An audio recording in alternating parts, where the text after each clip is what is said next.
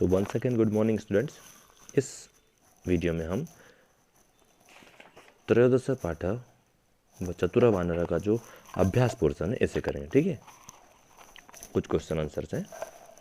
चलिए, तो अभ्यास का क्वेश्चन 1 है, एक पदेन उत्तरम लिखत। एक शब्द में उत्तर लिखना है कि जम्बू वृक्ष कुत्र आसीत। जामुन का जो वृक्ष है वो कहाँ था। तो जम्बू वृक्ष कुत्र आसीत, कहाँ था जामुन का वृक्ष? नदी के किनारे। तो इसका उत्तर हो जाएगा क्या? नदा तीरे। क्या हो जाएगा? नदा तीरे। ठीक। सेकंड, क प्रतिदिनम जम्बू फलानी खादती इसमें। कौन प्रतिदिन जामुन खाता था?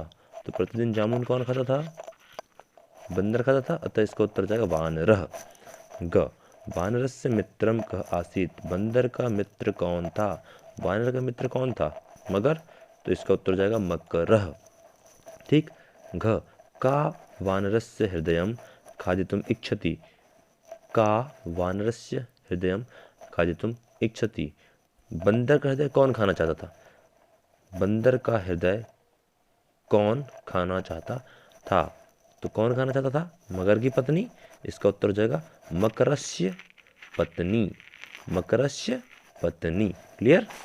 चलिए, सेकंड क्वेश्चन, एक वाक्य उत्तर में लिखत। इन 4 क्वेश्चनों के उत्तर हमें सेंटेंस में लिखना है, पूरा एक वाक्य बना के।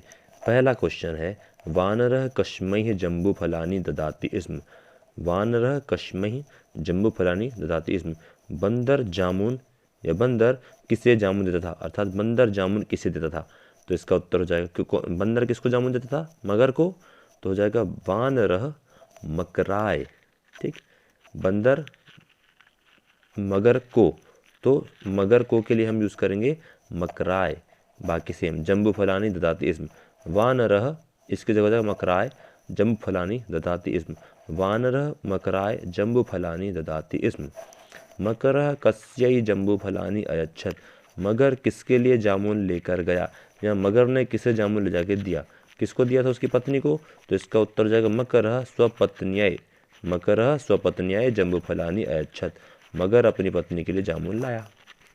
थर्ड, ये यहाँ पर घ और इंगा जो मिसप्रिंट था, ये इसको ग कर लेना और इसको घ कर लेना। ठीक है। वानरः कीदृशानि फलानि खादति स्म।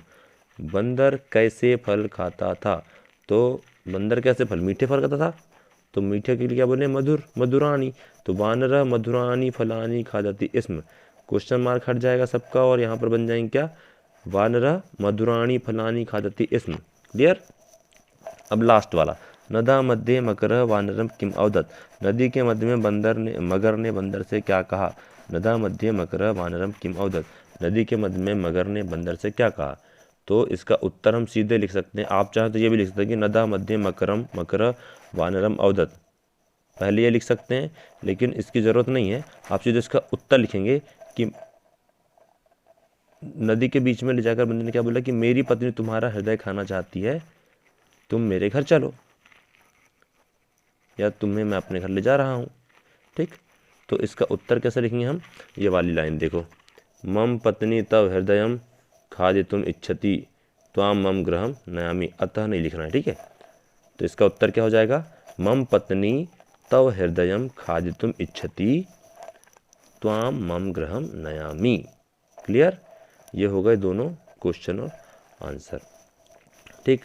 तो इन दोनों क्वेश्चन आंसर के पीडीएफ आपको वीडियो के बाद में मिल जाएंगे। ठीक है। चलिए, अब अपन चलते हैं अगले क्वेश्चंस में, जिनको आपको स्वयं करना है और अपनी कॉपीज़ में ही करना है। ठीक है, या बुक में भी कर सकते हो। क्वेश्चन नंबर 3, रिक्त स्थानानि पूर्यत। ये जैसे बने हुए हैं, ये यथा एक उदाहरण दिया है ना, इसके जैसे इनको बनाना है आपको।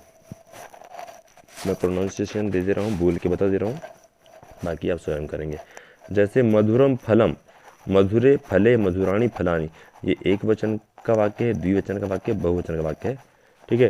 तो मधुरम फलम मधुरे फले मधुराणी फलानी।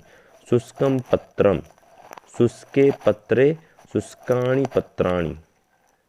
शुष्कम पत्रम शुष्के पत्रे शुष्काणी पत्राणि। रक्तम कमलम रक्ते कमले रक्तानि कमलानि। निर्मलम हृदयम निर्मले हृदये निर्मलानि हृदयानि। स्वस्थम शरीरम स्वस्थे शरीरे स्वस्थानि शरीरानि। सुंदरम गृहम सुंदरे गृहे सुंदरानि ग्रहाणी। ठीक, ये सबका माँ हट जाएगा और उसके पहले वाले में एक ही मात्रा लगा देना इसमें, और इधर नी नी नी सब में लगा देना। ठीक, आ की मात्रा लगा के। ठीक, ये हो गया क्वेश्चन नंबर 3 कंप्लीट। अब चलते हैं क्वेश्चन नंबर 4 में। क्वेश्चन नंबर 4 बोलता है कि ध्यानेन वाक्यम पठित्वा पुनः लिखत। तो ये पढ़ के लिखने वाला है, तो इसको मत करना। ठीक, क्वेश्चन नंबर 5, उदाहरणम अनुसृत्य लिखत। उदाहरण अनुसार लिखिए। खाद्य धन कित्वा बना खादित्वा। इसका सेंटेंस यहाँ यूज़ किया है कि मकर जम्बुफलानि खादित्वा प्रसन्न अभवत। वैसे ये साइड में दिए हुए हैं आपको, जो इनको संधि करना, इनको जोड़ना है, जोड़ के इसका जो शब्द बनेगा वहाँ पे लिखना है। तो गमधन कित्वा से क्या बनेगा? गत्वा। बालक विद्यालयम, यहाँ पे लिखेंगे गत्वा पाठम पठती। सेकंड, हसधन कित्वा से बनेगा हसित्वा। ठीक, तो यहाँ लिखेंगे बालिका उच्चई हसित्वा। ठीक, कूर्दधन कित्वा से बनेगा कूर्दित्वा। तो यहाँ लिखेंगे वानर रक्षई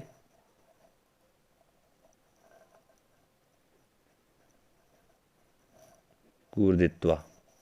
ठीक, बालक पाठम पठधन कित्वा पठित्वा।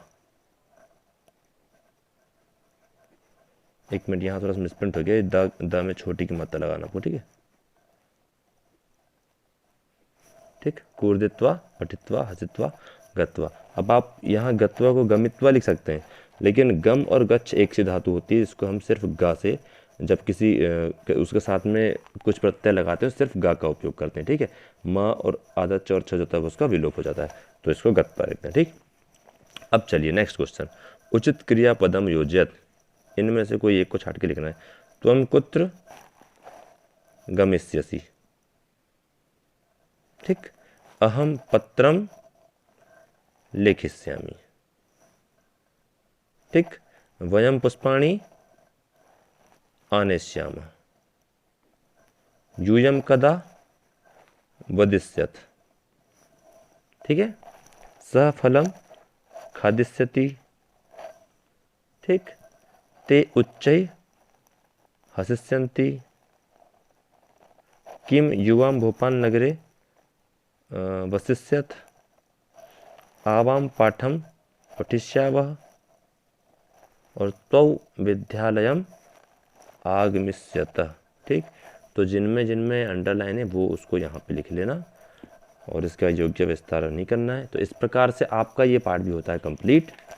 ठीक है, और आपको कुछ देर में आपके जो अभी जो यूनिट टेस्ट होने हैं उसके लिए सिलेबस आपको यहाँ पर मिल जाएगा। तो ये दोनों लेसन, जो लेसन 12 और 13 है, ये तो आपको पूरा रेडी करना है। किसके लिए? यूनिट टेस्ट के लिए।